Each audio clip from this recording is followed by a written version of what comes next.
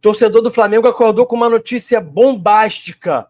Segundo matéria publicada essa madrugada no GE, o clube está atrás de um camisa 5 experiente e consagrado na carreira. Por que é que o Felipe está indo atrás de um jogador com esse perfil? Que jogador seria esse?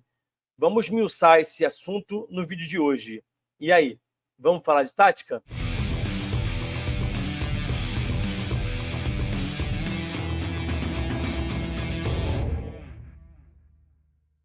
Meus amigos e minhas amigas, sejam todos bem-vindos a mais um vídeo aqui no canal falando de tática. Antes da gente seguir para a nossa análise de hoje, quero pedir para você deixar o like, que é muito importante, e também se inscrever no canal.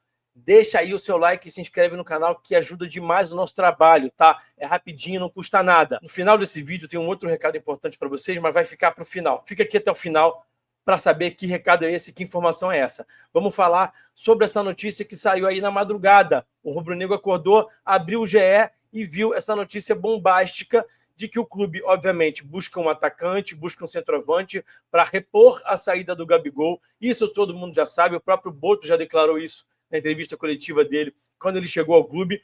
E aí veio essa outra notícia de que o clube estaria atrás de um camisa 5 experiente e consagrado na carreira. E aí tem algumas coisas para a gente falar sobre esse assunto, que é o seguinte. Bom, primeiro assunto para a gente falar sobre essa questão desse camisa 5 consagrado. Eu venho dizendo aqui para vocês, desde que o Flamengo mudou a sua gestão, desde que o BAP assumiu a presidência, que o Boto assumiu como diretor técnico, o Flamengo não está proibido de contratar jogadores medalhões. O Flamengo simplesmente vai ter também um olhar mais atencioso, mais minucioso para o mercado e que vai passar também a contratar jogadores talvez menos famosos, que tenham um melhor custo-benefício. Isso não quer dizer que o clube está simplesmente proibido de contratar jogadores consagrados. Então, para aquela parcela da torcida que está preocupada, desesperada, reclamando que agora o Flamengo vai ter um atacante da Polônia, um meio-campista do Chipre e um zagueiro da Venezuela, não é bem assim.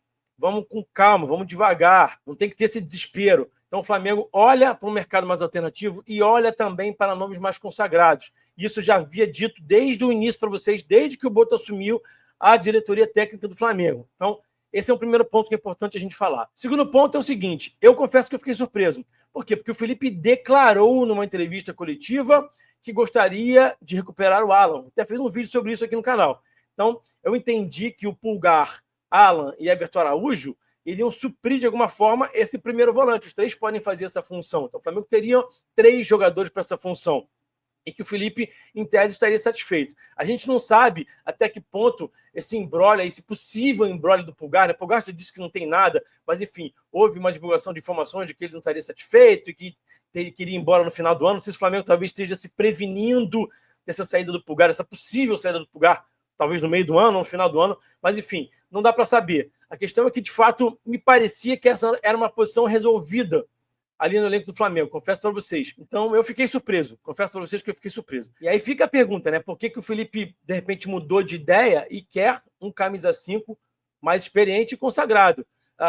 Ele deve ter refeito a sua avaliação, deve ter sentado com o Boto, deve ter entendido que fazia mais sentido, talvez pelo contexto do Pulgar, esse possível contexto do Pulgar, tá? Essa notícia do Pulgar não é uma notícia consolidada de que ele quer sair. Um possível desejo de saída do Pulgar poderia ter feito o Flamengo mudar a rota? Talvez. Ou, de repente, como eu já falei, o Felipe e o Boto sentaram e reavaliaram e entenderam que, de repente, o Alan não vai conseguir render o que se espera, que, de repente, o Everton Araújo não é esse jogador todo, que ele já bateu no teto, que ele vai render ali, aquilo ali, talvez ele não evolua mais. Não sei, estou aqui conjecturando aqui, tentando entender por que o Flamengo mudou essa rota, que parecia que não iria atrás de um jogador consagrado para essa posição especialmente. E aí há uma mudança, a gente tenta entender por quê. Então o que a gente vê agora é uma mudança de rota com o Felipe, com o José Boto, olhando para uma necessidade do Flamengo de ter um camisa 5 experiente e consagrado. E aí a gente chega num outro debate que é: quem seria esse camisa 5 experiente e consagrado? Quem seria esse alvo do Flamengo? Então, de cara, eu pensei aqui rapidamente em 4 nomes, tá? Eu quero falar sobre esses nomes com vocês. O primeiro deles seria o Fabinho, que está no Al Ittihad. Só que o Fabinho é titularíssimo, tem contrato aí até metade de 2026, recebe um salário muito alto, então não me parece ser o caso. Está satisfeito lá, está jogando, está ganhando o salário dele lá de milhões, então não acho que seria o caso, né? Obviamente que eu estou pensando aqui em jogadores consagrados que sejam camisas 5, primeiros volantes, né? E aí vem também o nome do Casemiro. O Casemiro, quando chegou ao Manchester United, o Rubem Amorim, técnico português, ele já fez logo um gol de cara, foi utilizado, mas ele foi perdendo minutagem, já teve várias partidas em que ele nem entrou, e aí ele entra e sai do time, agora ele jogou recentemente também, o time perdeu, foi mal, aí ele já não jogou contra o Liverpool, o time foi bem. Então o Casemiro é um cara que está balançando lá em Manchester. Só que o Casemiro também recebe um salário muito, muito alto. Então ele teria que estar disposto, de fato, a abrir mão desse salário. O jogador que está insatisfeito, ele pode abrir mão de um salário mais alto para se transferir para um clube onde ele acha que vai ter um contexto mais favorável. Eu acho improvável, mas de repente é uma possibilidade, sim. A gente vai esperar aí os próximos dias para tentar entender. Outro volante que poderia, de repente, estar na mira do Flamengo, que é experiente e consagrado, Jorginho, do Arsenal. O Jorginho é um jogador já de 33 anos, ele já está com uma idade um pouco mais avançada, o Fabinho tem 31, o Casemiro tem 32. O Jorginho tem contrato somente até o meio de 2025 e ele vem sendo pouco utilizado. Ele chegou a ser titular recentemente, agora no dia 4 de janeiro ele foi titular, ele tinha sido titular também no dia 8 de dezembro, ele entra em algumas partidas, algumas ele nem entra, então ele está tendo uma minutagem baixa, mas ele não é um cara que está escanteado, está largado lá pelo técnico Arteta. Ele é utilizado, mas dado o contexto de que ele não é um jogador tão importante, de repente seria também uma possibilidade. Então dá para imaginar que é um cara que talvez esteja no radar do Flamengo. Outro atleta que eu pensei que poderia ser um desses na mira do Flamengo seria o Paredes, né? Jogou no PSG, o argentino, 30 anos, está na Roma. Só que o Paredes, ele não vinha sendo utilizado até dezembro, de repente ele ganha a vaga, começa a jogar e tem sido um cara importante, fez gol recentemente, está jogando todos os jogos 90 minutos, não é nem substituído. Então agora ele está num contexto muito favorável. Eu acho improvável por causa do contexto. Embora o contrato dele termine no meio de 25, ele agora está sendo um cara importante. Então esses são os nomes que eu penso assim de cara. Eu quero ler vocês nos comentários. Vamos fazer essa construção juntos aqui, vamos tentar pensar juntos quem seria esse possível alvo do Flamengo, esse possível camisa 5 experiente consagrado.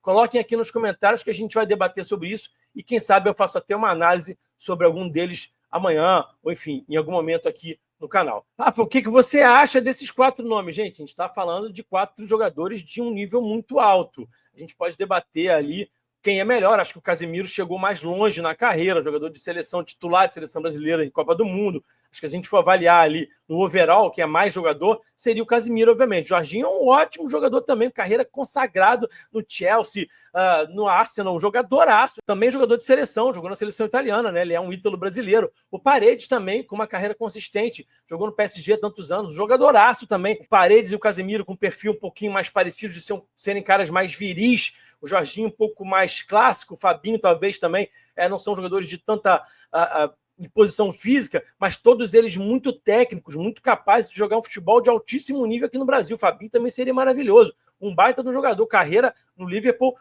fala por si só. E aí, quando você está falando de jogadores desse nível, não precisa nem se preocupar se encaixa ou não encaixa com o modelo do Felipe. Pode ser que o Felipe goste mais de um ou de outro, que haja um encaixe melhor para um e para outro, tudo bem, isso é verdade, isso pode acontecer, mas quando você está falando de jogadores de primeira prateleira do futebol mundial, eles vão chegar aqui, vão jogar e vão se encaixar tranquilamente. Até porque o entendimento desses caras de jogo, de se adaptarem ali ao que o Felipe pede, é muito acima da média. Então, se esse alvo do Flamengo, se esse possível alvo do Flamengo, né, para a camisa 5, for um desses 4, qualquer um desses aí que chegue ao Flamengo, chega, joga e vai jogar muito bem.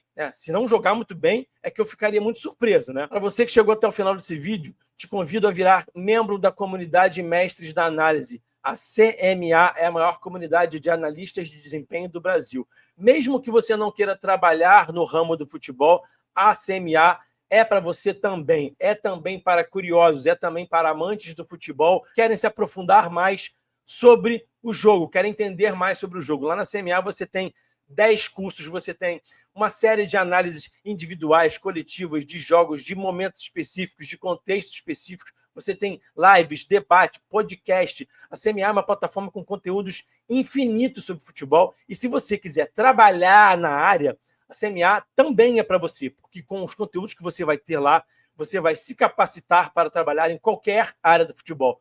Quando eu digo qualquer, é qualquer, gente. Você pode ser desde um dirigente até um técnico. um analista de desempenho de clube, um produtor de conteúdo, um analista individual. Você pode, a partir do conhecimento que você vai adquirir na CMA, trabalhar em qualquer área do futebol. Então, é um investimento baixo.